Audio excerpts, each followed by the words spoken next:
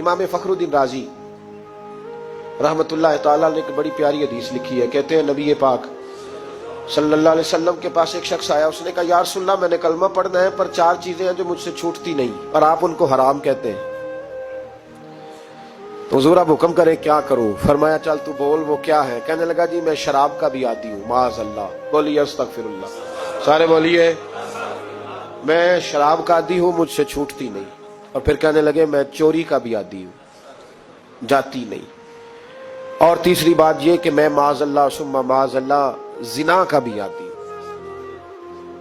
और चौथी मेरे अंदर बीमारी है कि मैं झूठ बहुत बोलता हूं, ये आदतें छूटती नहीं। मैं इनके होते हुए कलमा कैसे पढ़ूं? आपके दीन में ये शदीद बुरी चीजें और मुझसे छूटती नहीं, तो क्या हुक्म है? मेरे महबूब अलैहिस्सलाम को अल्लाह ने बड़ी हिकमत अता फरमाई, बड़ा नवाजा है नबी पाक ने।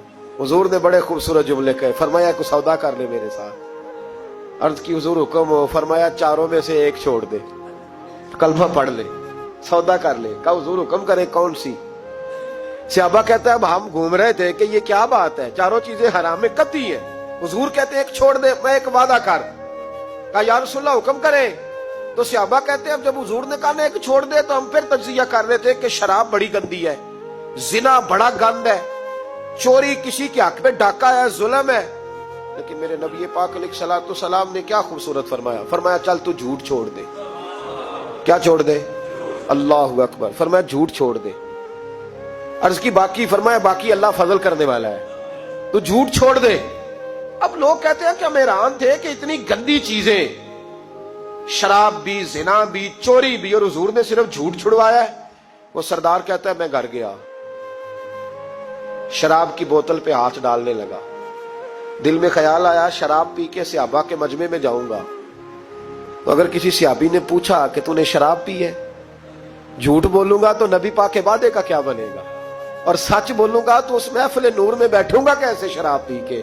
कहते 2-3 दफा हाथ बढ़ाया पर मजा नहीं आया, मैंने पटखी दीवार के साथ बोतल, मैंने कहा ये तो गई, ये नहीं पीऊंगा आज के बाद। कहते फिर मैं बाहर निकला उस औरत के पास रात गुजारने जहां मुंह काला करना था। कहते जब पहुंचा तो उसने पहला सवाल पूछा, कहने लगी सुना है तू कलमा पढ़ गया है? कहते बस वजूद चकनाचूर हो गया। कहते बिजलियां दौड़ गई। मैंने कहा अगर झूठ बोलूं तो हुजूर के वादे का क्या बनेगा? महबूब ने कहा झूठ नहीं बोलना, अगर सच बोलूं तो फिर इसके करीब कैसे जाऊं? कहते वहां से भी लौट आया। अब मेरी जिना की आदत भी गई।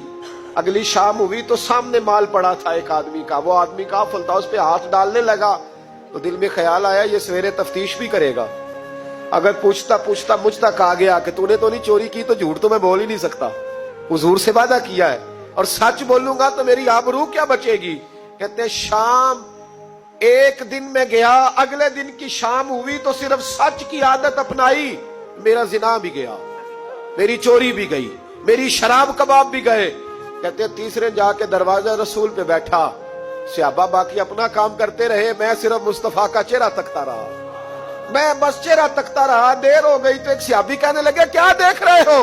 तो मैंने कहा इस रसूल का कमाल देख रहा हूं, इस महबूब का कमाल देख रहा हूं। एक झूठ छुड़वाया है तो रब करीम ने मुझे सारे तकवे अता फरमा दिए।